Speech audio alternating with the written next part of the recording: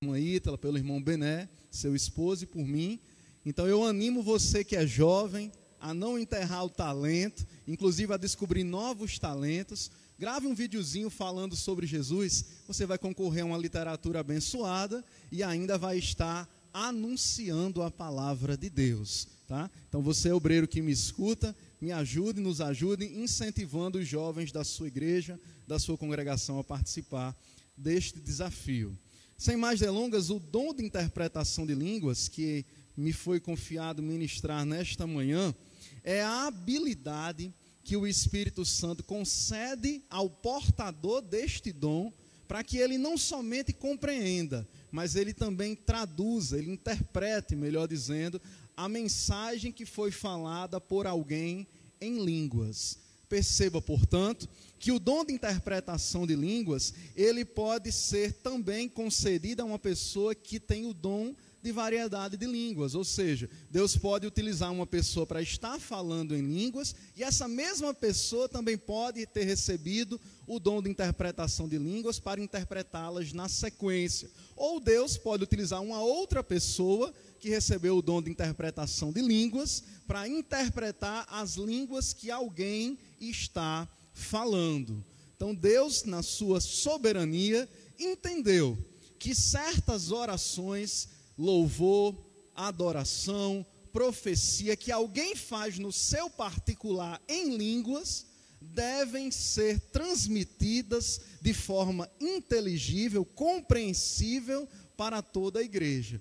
E pense numa coisa bonita, é quando o Espírito Santo de Deus usa pessoas que têm o dom de interpretação de línguas no meio de um movimento, no meio de um momento de adoração, de louvor, e aquela pessoa que tem o dom de interpretação começa a interpretar a oração, o louvor, a profecia que alguém está falando em línguas consigo mesmo e com Deus. Deus faz isso porque entende que certos louvores, profecia, oração, adoração devem ser interpretados para que a igreja naquela oportunidade seja abençoada. Por isso, nós dizemos, meus amados irmãos, que não se trata de uma tradução de línguas, mas sim uma interpretação dessas línguas. Ou seja, quando alguém está sendo usado com o dom de interpretação, não necessariamente ele está traduzindo palavra por palavra do que aquele que está falando em línguas está dizendo. Não, mas o foco aqui é a mensagem daquilo que está sendo dito. Então Deus quer que a igreja tome conhecimento que aquela mensagem que está sendo falada em línguas seja falada de forma compreensível para que toda a sua membresia seja abençoada. Porque Deus, ele não dá as coisas de forma parcial. Deus não dá as coisas de forma incompleta. É por isso que o apóstolo Paulo, lá em 1 Coríntios, no capítulo 14, versículos 18 e 19, ele diz: eu falo mais língua do que todos vocês, disse Paulo dirigindo-se à igreja em Corinto.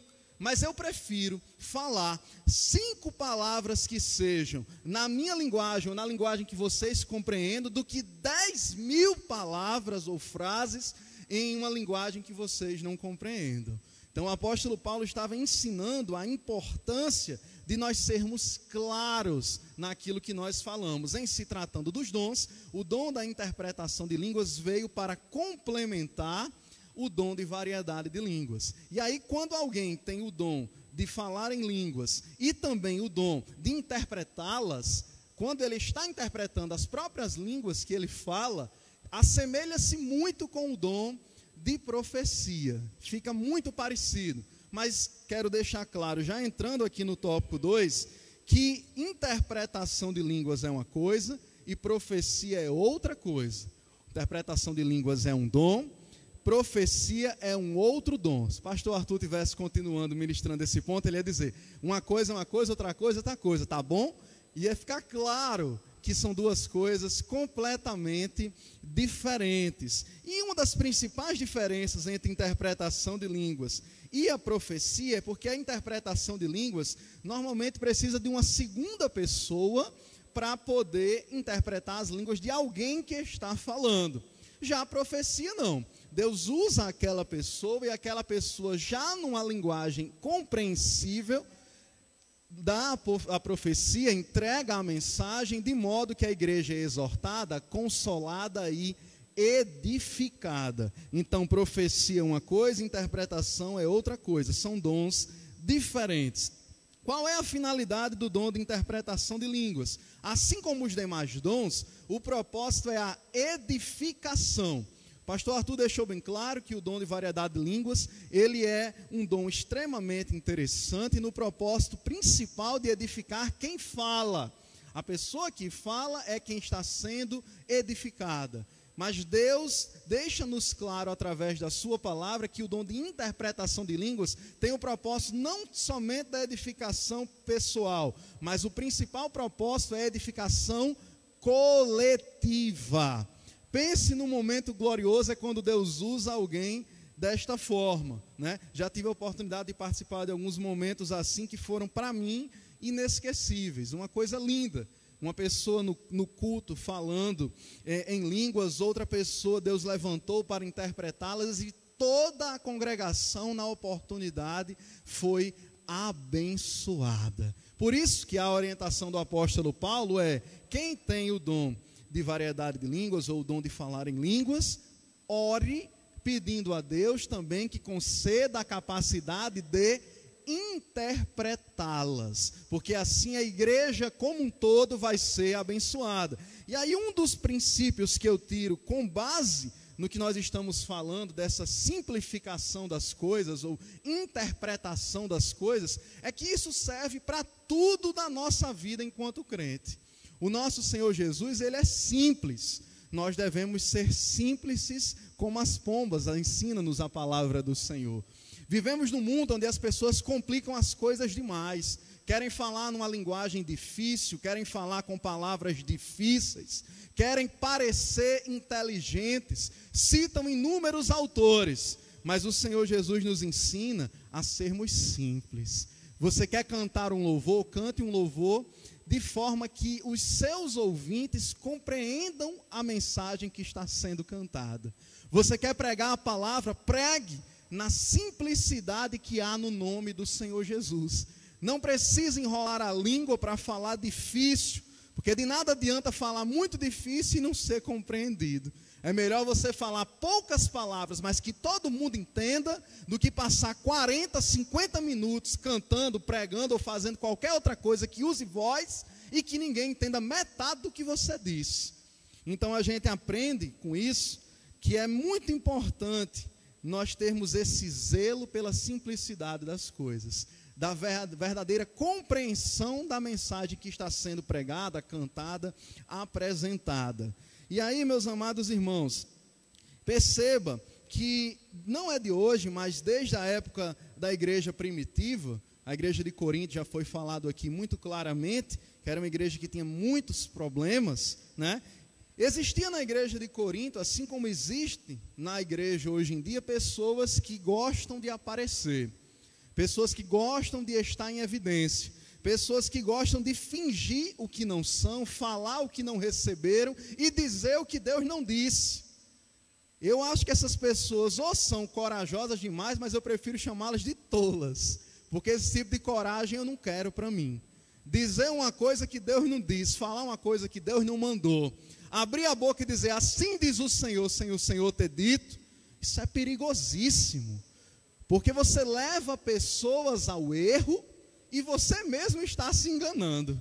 E o Deus que nós servimos não é um Deus de engano. A palavra diz que quem nele crê não será confundido. Então a gente precisa ter muito cuidado com aquelas pessoas que fingem falar em línguas, fingem interpretá-las e fingem estarem profetizando. Esses dons de elocução que nós tratamos aqui nessa manhã são talvez os dons que as pessoas mais gostem de fingir que são portadores e que estão manifestando esses dons. Porque coloca em evidência, porque salta aos olhos, porque é diferente. E as pessoas gostam de aparecer. Se tem uma coisa que está causando raiva em muitas pessoas nesse momento de pandemia que a gente está enfrentando há mais de ano, é porque as pessoas não estão aparecendo tanto, pelo menos na igreja. As pessoas gostam de aparecer, gostam de mostrar o sorriso consertado, gostam de mostrar a roupa nova, gostam de mostrar o cabelo na régua, na prancha, no escambau, mas quem tem que aparecer não é o dom necessariamente, mas o Espírito Santo que usou aquela pessoa com aquele dom. Ele dá dons aos homens, dá dons à igreja, para que a igreja seja abençoada. Quem tem que aparecer não é o pregador, mas o Jesus que está sendo pregado. Quem tem que aparecer não é o cantor, mas o louvor para Deus que está sendo entoado. É Deus, o centro é Deus. Então a gente aprende, meus amados irmãos, que vivemos em tempos de pessoas trabalhosas e fingidas, que a gente possa ter muito cuidado para não alargarmos as fileiras dos mentirosos, enganadores e fingidores, porque esse daí já é o trabalho de Satanás. Quando um crente tenta fingir o que não tem, ser o que não é, falar com o dom que não recebeu, ele está fazendo um trabalho semelhante ao de Satanás, que é matar, roubar, destruir e mentir. Então nós não devemos fazer isso.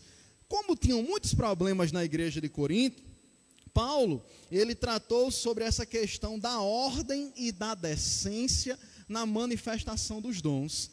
E aí hoje em dia, infelizmente, as pessoas radicalizam certas coisas. O pastor Arthur falou muito bem, quando ele disse que os excessos são perigosos, né? A gente entende que tem muitas pessoas que, por estarem fingindo usar determinados dons e tem trazido escândalo, engano dentro das igrejas, muitas igrejas são assim, infelizmente, as pessoas acabam dizendo, é melhor não usar o dom de línguas, ou melhor não acreditar que ele é atual, é melhor não acreditar que o dom de profecia é atual, é melhor dizer que toda interpretação de língua é mentirosa, porque isso tem causado muito problema. Tem pessoas que preferem negar a atualidade dos dons por causa de muitos problemas que têm sido causados pelo mau uso deles por parte de uma minoria que tem tido a coragem, para não dizer a tolice, de fingir estar sendo usado por Deus. Meus amados irmãos, é por isso que existem dois grupos de pessoas relacionados aos dons. Existem os continuistas e existem os cessacionistas. Nós, da Igreja de Cristo, no Brasil, assim como a esmagadora maioria das igrejas cristãs, são continuistas. O que é isso? Nós continuaremos e morreremos acreditando que o Espírito Santo ainda distribui os dons na igreja dele.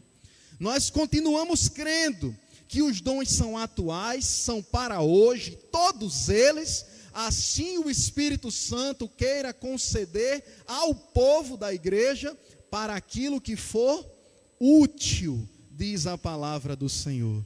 Então nós somos da linhagem ou da linha continuista, continuamos acreditando na atualidade dos dons. Mas existem muitas igrejas, muitas denominações que são da linha cessacionista. Eles não acreditam mais na atualidade dos dons, ou pelo menos na atualidade de boa parte deles. Alguns acreditam que uns ainda são atuais e outros não. Alguns mais radicais dizem que nenhum deles são mais manifestados na igreja, que cessaram no período apostólico. Ora, meus amados irmãos, não sejamos nós assim. A palavra é muito clara a nos ensinar que nós não devemos extinguir o Espírito. A palavra é muito clara a nos ensinar, através da profecia do profeta Joel, que os dons, que a manifestação, que o batismo no Espírito Santo, revestimento com poder, é para mim, para você, para os nossos filhos e para todos aqueles que crerem nesta promessa.